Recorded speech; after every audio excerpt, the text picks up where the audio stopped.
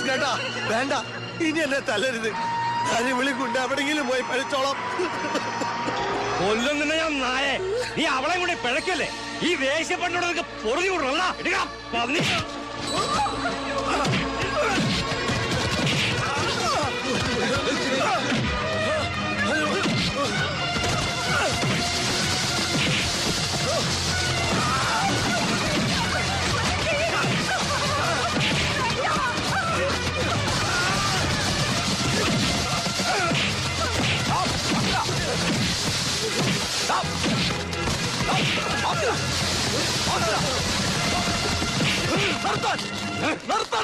ഒരു പട്ടി ഇതിലാണ് പറഞ്ഞ എന്റെ കുടുംബക്കാരിയത്.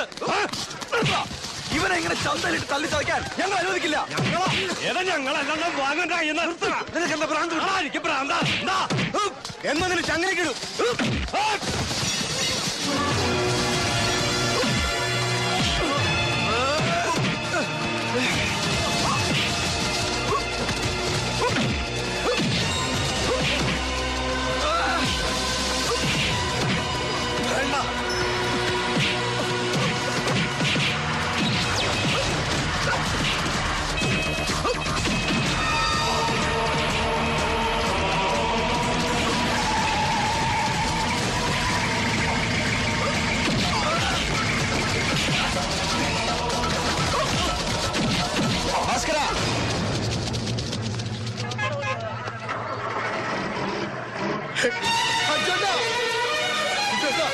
എന്താ മരിച്ചുപോയ ടൈലർ വാസവന്റെ മോളാ. ഇതിനാരൊക്കെ ചേർന്ന് പാലക്കാടും കോയമ്പത്തൂരും കൊണ്ട് പഴിപ്പിച്ചു.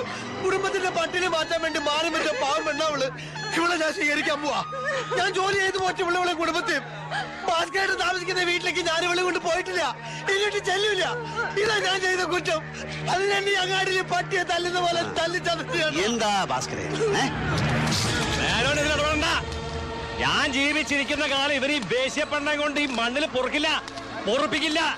കയ്യും കാലും തല്ലിയോടിച്ച് കുടുംബത്ത് കൊണ്ടുപോകും. ഭാസ്കരനാ പറയുന്നത്, മറ്റാരെയും കണ്ടില്ല നായി ഈ വേശ്യപ്പെണ്ണിന്. ഭാസ്കര, ഇനി നീ ആ വാക്ക് ഉപയോഗിക്കരുത്. അവളുടെ കഥകളെല്ലാം കേട്ടിട്ടും അവളെ സംരക്ഷിക്കാൻ ഭരതൻ തയ്യാറാണെങ്കിൽ അവനത് ചെയ്യട്ടെ.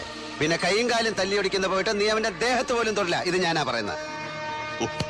പിന്നെ നീ എന്ത് തറവാട്ട് മഹിമയുടെ പേരില ആ പാവം പെണ്ണിനെ മറ്റേ പേര് പറഞ്ഞ് അധിക്ഷേപിക്കുന്നത്? അതിന് നിനക്ക് എന്താ അർഹതയുള്ളത്? നിന്റെ ഒരു അച്ഛൻ പെങ്ങളുണ്ടായിരുന്നല്ലോ, പാവം മരിച്ചുപോയി. വയറ്റാട്ടി കാർത്തു.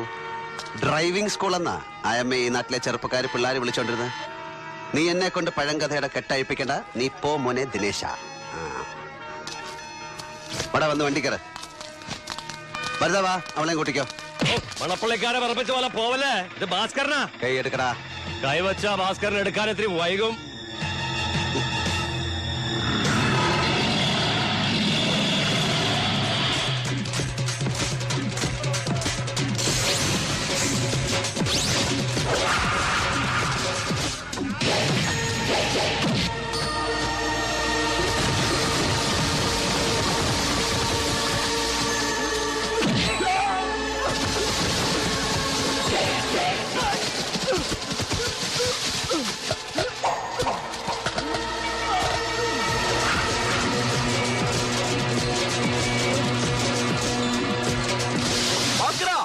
നീ പണ്ട് കുടിച്ച മുലപ്പാലെന്ന് പുറത്തു വരും.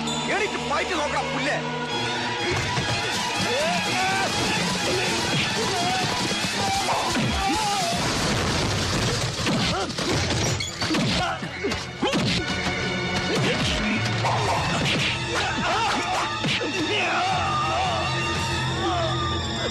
വേണ്ട, ഇപ്പൊ മോനെ ദിനേശ പോ.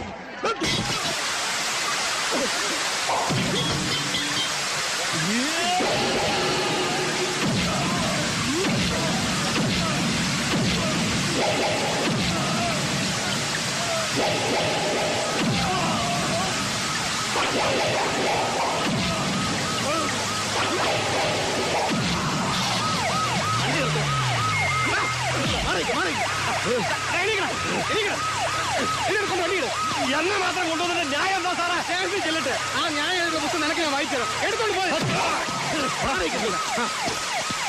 എടുത്ത് വണ്ടി കൊണ്ടിടുവല്ലേ?